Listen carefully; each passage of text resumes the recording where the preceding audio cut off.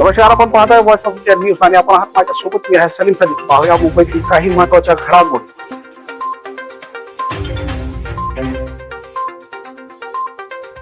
नमस्कार, मी निशांत आणि तुम्ही पाहत आहात voice of India news prime focus. मुंबईतील वांद्रे पूर्व, राजहंस नगर झोपडपट्टी पुनर्वसन. नाव ऐकून वाटेल गरिबांचा विकास सुरू आहे, पण या विकासाच्या नावाखाली तब्बल 150 कोटींचा FSI घोटाळा झाल्याचा धक्कादायक आरोप ज्येष्ठ नागरिकांनी केलाय. 110 झोपड्या ते 170 झोपड्या, 150 कोटी FSI. आज या नागरिकांनी पत्रकार परिषद घेऊन संपूर्ण प्रकरण समोर आणलं.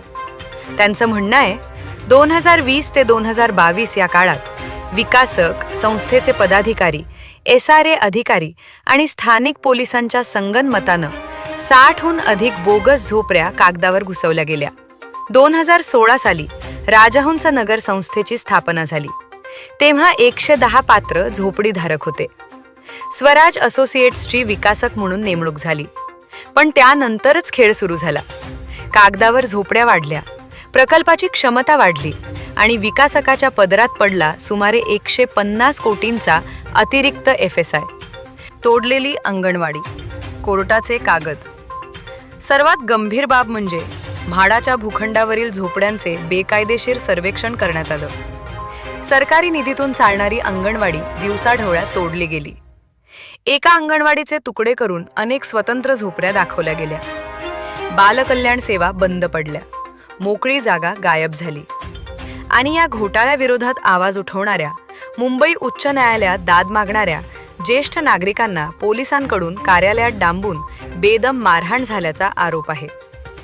सनदशीर मार्गाने लढणाऱ्यांनाच दडपलं जातंय. थेट सवाल. त्यामुळे प्रश्न सरळ आहेत. 110 झोपड्यांचा प्रकल्प 170 झोपड्यांचा कसा झाला? अंगणवाडी तोडण्याची परवानगी कोणी दिली? आणि न्याय मागणाऱ्या वृद्धांना मारहाण करणारे पोलीस कोणाच्या इशाऱ्यावर काम करत आहेत? SRA, म्हाडा आणि मुंबई पोलीस यावर काय उत्तर देणार? विकासाच्या नावाखाली सामान्य माणसाचा आवाज असा दाबला जाणार का? या प्रकरणाचा पाठपुरावा प्राईम फोकस करत राहील. मी निशांत. पाहत रहा व्हॉइस ऑफ इंडिया न्यूज.